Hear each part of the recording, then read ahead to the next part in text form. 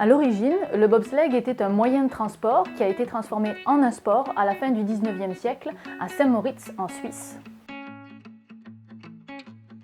Aujourd'hui, le sport consiste en un bob poussé pendant 5 secondes sur les 50 premiers mètres par 2 ou 4 monsieur ou madame baraqués appelés bobbers.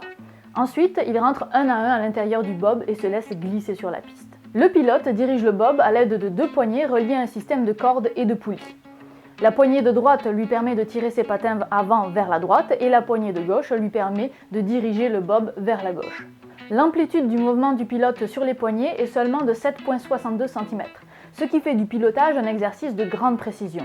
Et c'est d'une telle précision que le pilote préserve ses muscles en ne contribuant à la poussée initiale du bobsleigh qu'une fois que les autres bobbers ont mis en mouvement le bob, car cela demande beaucoup plus d'énergie de mettre en mouvement un objet lourd à l'arrêt que de le garder en déplacement. Le bobsleigh est l'un des sports les plus rapides des Jeux Olympiques d'hiver. La loi de conservation de l'énergie nous dit que si la descente était parfaite, les bobbers pourraient atteindre une vitesse de 183 km/h sur la piste de Sochi. Pourtant, leur vitesse moyenne est de 100 km/h environ et ils atteignent des pics à 135 km/h. Les bobbers sont plus lents que le maximum théorique pour 2 raisons. La première raison, c'est la friction des patins et de l'air. Celle qui vient du contact entre les patins et la glace est du même ordre de grandeur que celle que nous avons à l'intérieur de notre articulation de hanche entre le fémur et le bassin. C'est donc une friction très faible mais existante. Celle qui vient de l'air est plus élevée et vient du fait que le bob doit se frayer un chemin à l'intérieur de l'air mais que celui-ci résiste à son passage. D'ailleurs, les 3 bobbers qui sont à l'arrière du pilote créent une nouvelle friction à cause de leur casque et doivent alors adopter la position la plus aérodynamique possible. Ces 2 frictions combinées ralentissent le bobsleigh. Pour la réduire, le design du bobsleigh et des patins est crucial, mais le règlement est très restrictif et de nombreuses contraintes de design sont imposées. Sans doute pour faire en sorte que le bobsleigh reste un sport de performance humaine et non mécanique. La seconde raison qui ralentit les bobbers est que la piste est composée de nombreuses courbes qui nécessitent une action de la part du pilote pour éviter les sorties de piste. Mais à chaque fois que le pilote tire sur une de ces cordes, le bob dérape pour adopter la nouvelle direction et crée une nouvelle friction sur les patins, une friction latérale. Chaque dérapage ralentit le bob.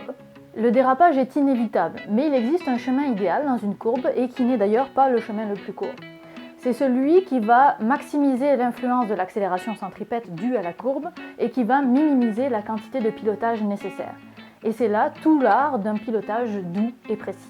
La vitesse que peut atteindre un bob est grandement dépendante de sa poussée initiale évidemment, mais aussi de son poids. Pour que la poussée soit la plus efficace possible, il faut un bob léger, facile à pousser. Mais dans la descente, il faut le bob le plus lourd possible pour qu'il puisse conserver sa vitesse et même accélérer. La fédération a alors établi que pour un bob à 4 personnes hommes à vide, il doit faire minimum 210 kg. Et quand tout l'équipage est à l'intérieur, il doit faire maximum 630 kg, soit 105 kg par bobber. Si l'équipage est trop léger, ils sont autorisés à rajouter des poids à l'intérieur du bobsleigh, ce qui est avantageux pour la descente mais ralentit considérablement la poussée. L'idéal est alors d'atteindre le maximum autorisé grâce au poids de l'équipage, ce qui fait que les bobbers ont quand même une sacrée carrure. Et voilà, la série sur les Jeux Olympiques est maintenant terminée. J'espère que ça vous a plu. Si jamais vous n'avez pas vu les vidéos précédentes, vous pouvez cliquer sur les liens qui sont à côté de moi pour aller les voir. La série des anecdotes scientifiques reprend alors et si vous voulez être au courant des prochaines vidéos, abonnez-vous!